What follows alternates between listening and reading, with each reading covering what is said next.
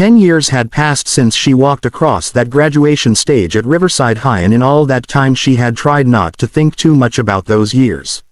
She had tried to forget the whispers that followed her down hallways and the way other students would fall silent when she approached their lunch tables.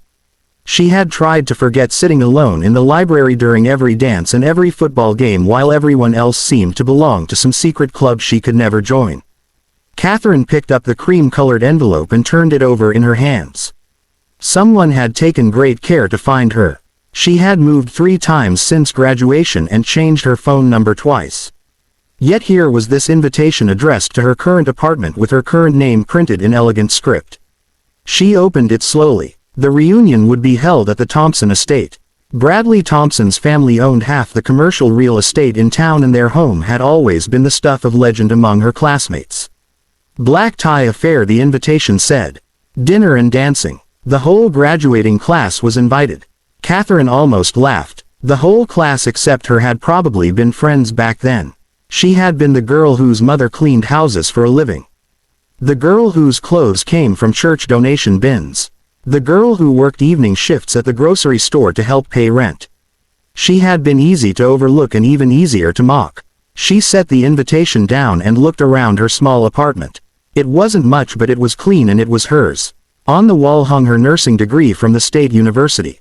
Beside it was a photograph of her with a group of children at a medical clinic in Guatemala. Another photo showed her standing with elderly patients at a rural health center in Appalachia. Catherine had become a nurse practitioner specializing in community health. She spent her time bringing medical care to people who had none. It wasn't glamorous work and it certainly didn't pay well, but it filled her with a sense of purpose she had never imagined possible during those lonely high school years. She picked up her phone and dialed the number on the invitation. A familiar voice answered. Stephanie Morrison, head cheerleader, homecoming queen. The girl who had once loudly asked why Catherine bothered coming to school if she couldn't even afford decent clothes. Catherine Harris, Stephanie said with exaggerated enthusiasm. We were so hoping you would call. Everyone has been asking about you. Catherine doubted that very much, but she stayed quiet. You simply must come to the reunion, Stephanie continued. It's going to be absolutely perfect. Bradley's estate is gorgeous. We're having it catered and there will be a live band. The whole class will be there. I'll think about it, Catherine said softly. Oh, please do come. Stephanie's voice took on an edge that Catherine remembered all too well. It wouldn't be complete without you. After hanging up, Catherine sat in silence for a long while. She thought about the girl she had been back then. Scared, lonely, convinced that she was somehow less than everyone else because her circumstances were difficult. She thought about crying herself to sleep more nights than she could count. She thought about the shame she had felt over things that were never her fault. Then she thought about the woman she had become. And she made her decision. Bradley Thompson stood on the perfectly manicured lawn of his family's estate watching the event staff arrange tables and string lights through the oak trees. Everything had to look impressive. He had spent a small fortune making sure this reunion would be remembered. Is she coming? His friend Jason asked while adjusting his bow tie. Catherine. Bradley smirked. Stephanie made sure of it. This is going to be perfect. They had planned it all carefully. Catherine would arrive to find everyone dressed in formal attire while they had deliberately told her the wrong dress code. She would walk in wearing casual clothes and everyone would have their phones ready. The jokes had already been written. It would be just like old times.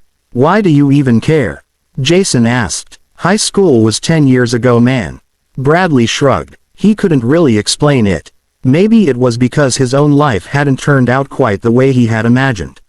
His father's business was struggling. His engagement had ended badly. He needed something to make him feel like he was still important. Still on top. Making fun of Catherine Harris seemed like an easy way to reclaim that feeling. The sun was setting when they heard it. A distant sound that grew steadily louder. People on the lawn stopped talking and looked up at the sky. The helicopter appeared as a dark shape against the orange and pink clouds. It circled once with elegant precision, then descended onto the broad lawn. Bradley felt his mouth go dry. The helicopter door opened and Catherine stepped out onto the grass. She wore a simple white dress that seemed to glow in the evening light. Her hair lifted gently in the breeze from the rotors. She walked toward the gathered crowd with quiet confidence. Behind her 2 assistants carried wrapped packages. The entire party had gone completely silent. Catherine approached Bradley first. She extended her hand and after a moment of shock he shook it. "Thank you for inviting me," she said. Her voice was calm and kind. "I brought something for everyone."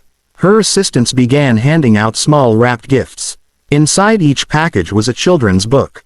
Catherine's photograph was on the back cover. "I wrote this last year," Catherine explained to the confused crowd. "It's about a young girl who faces difficulties in school but discovers her own strength through helping others. All the money from sales goes to support literacy programs in communities that need them most." Stephanie pushed through the crowd. "You wrote a book." "3 actually," Catherine said without any hint of boasting. "But writing is really just something I do in my spare time. My real work is running healthcare clinics in areas where people can't access medical services. I'm a nurse practitioner. I specialize in community health." She said it as simply as if she were describing the weather. "And the helicopter?" someone asked. "Oh, that belongs to the medical foundation I work with," Catherine explained. "They needed me at a clinic site this morning and they arranged transportation so I could be here tonight. I hope arriving this way wasn't too dramatic." Bradley finally found his voice. "We weren't expecting you to." "I know," Catherine said gently. "You thought I would arrive as that same frightened girl you used to know. You probably planned something unkind. Some joke at my expense to make yourselves feel important again." The silence that followed was crushing. "I'm not angry about it," Catherine continued. "I was angry for many years if I'm honest. But then I realized something important. The cruel things you said to me back then and the way you made me feel invisible actually pushed me to become more than what you saw. I worked harder because of you. I studied longer. I became determined to prove that my worth wasn't defined by my circumstances." She looked around at all the faces watching her. Some people looked ashamed. Others looked defensive. A few seemed genuinely moved. "I didn't come here to make you feel guilty," Catherine said.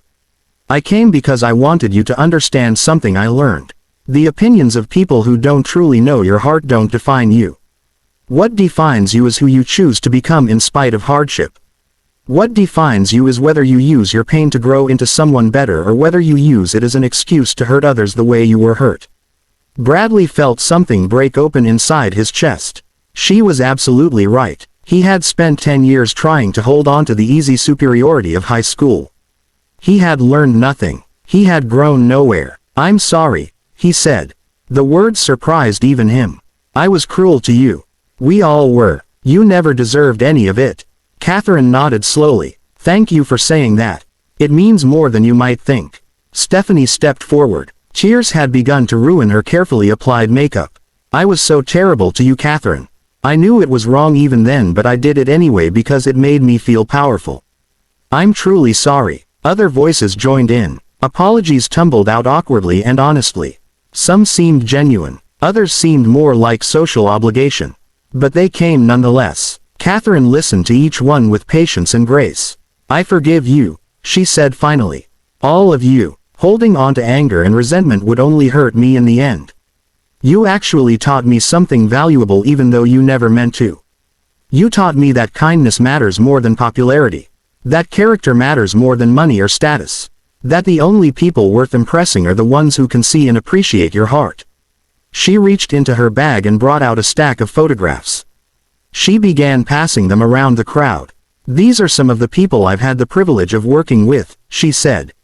"This is Rosa. She's a grandmother in Honduras who walked 4 hours carrying her sick grandchild to reach our medical clinic.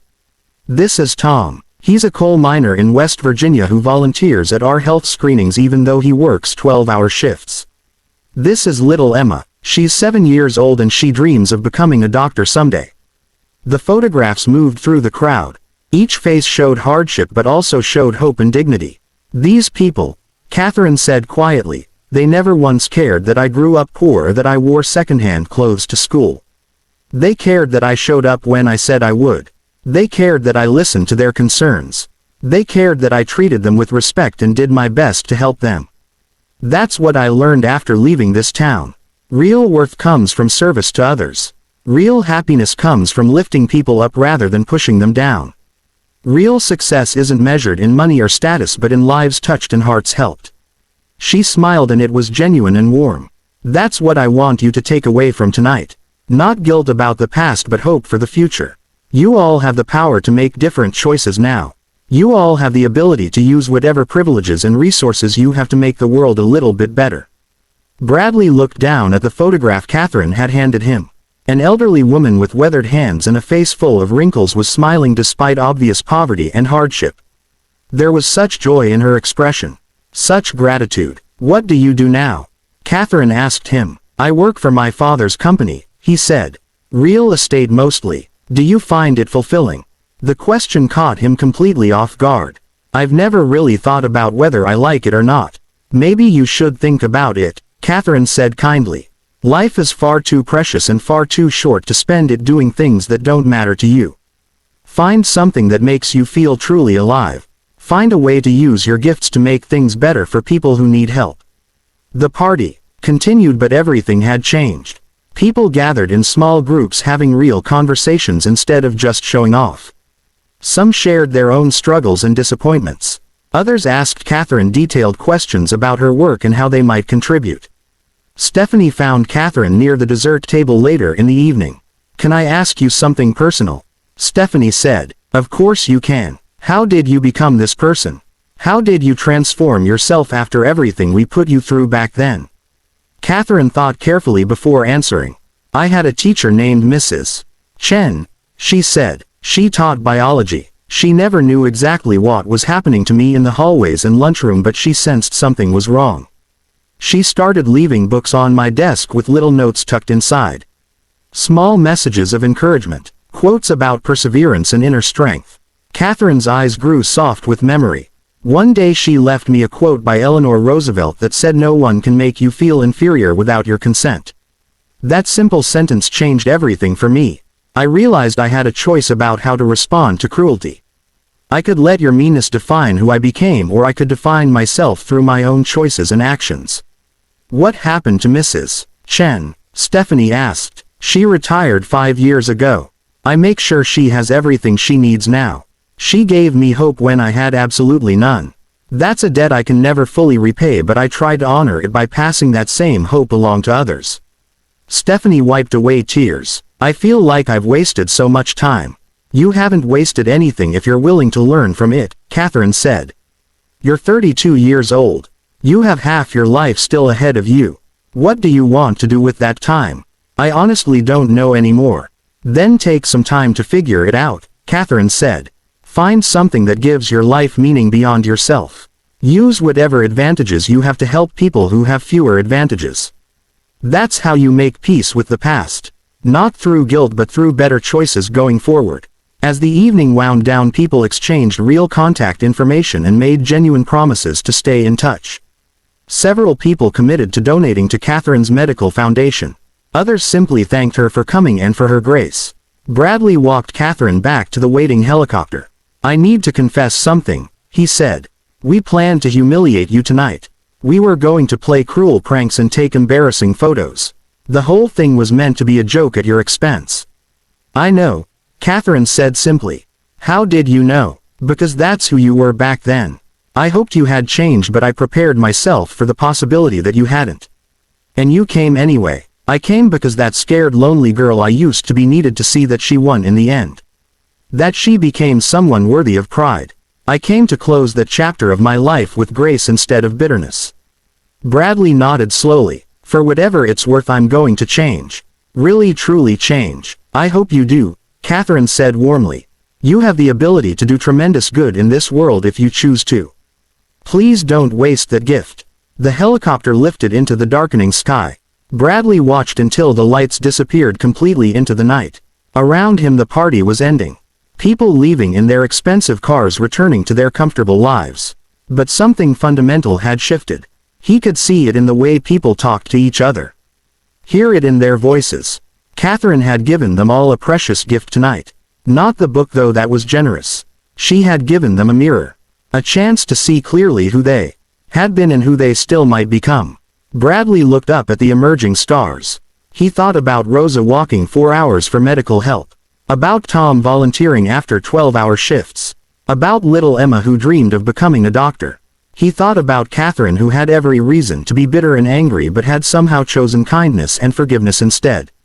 And for the first time in 10 long years he felt something that might have been hope stirring in his heart.